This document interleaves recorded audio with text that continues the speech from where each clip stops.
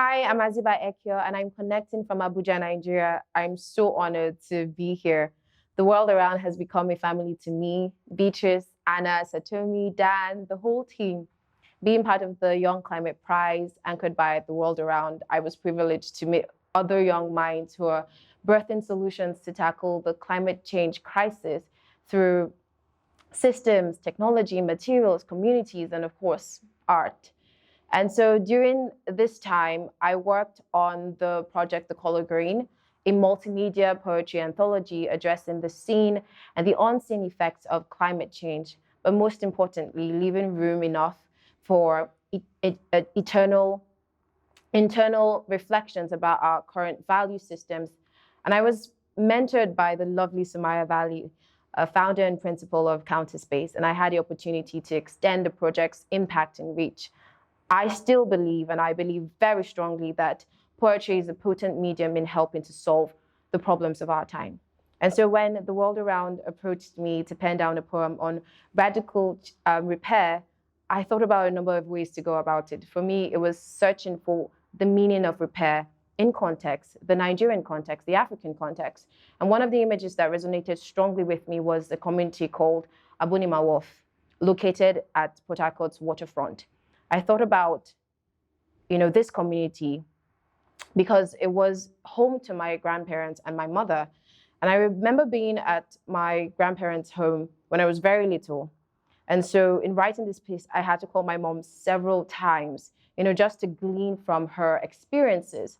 And so this community was a shanty town because of the extremely poor living standards, the lack of basic amenities, high crime rates, depreciating buildings, but it was home to so many people. And their livelihoods existed there, but it was demolished in 2011 by the state government under the narrative of a high crime rates. And so many people were displaced from their homes and the businesses were destroyed. And what we see here from this situation and that of so many communities alike is that void in the need to repair. Repairing in this context was rehabilitating. The same tools that were used to demolish and to displace would have been used to repair a place that was home to so many people. And so as I recite this poem, I hope it touches something within you. We were never supposed to love this place or call it home. Taught to revere the water, black oil, swimming alongside boys who knew the smell of fare before they could walk, held arsenals before they could crawl. These streets formed through layers and years of unmindful litter and makeshift tar like band-aids plastered on an open wound, sagging rooftops atop zinc walls or concrete petitioning for paint. How did living become sore to endure? Once in a while, if you're lucky, you find a house eager to pass as one of those city flats marked by interlocking tiles or towering fences, but never complete.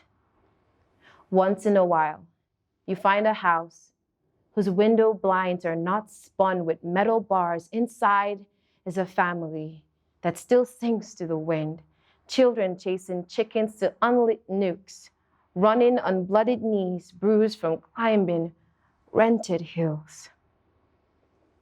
Who knew then that these streets would wash away like the sand dissolving into the water?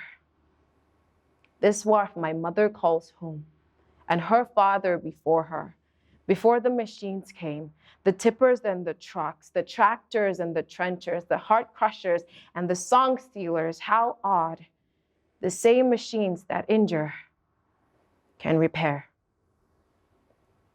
Thank you so much for paying audience. I hope this poem sparked something within you. And thank you again, the world around and Foundation Cartier, for having me. Thank you.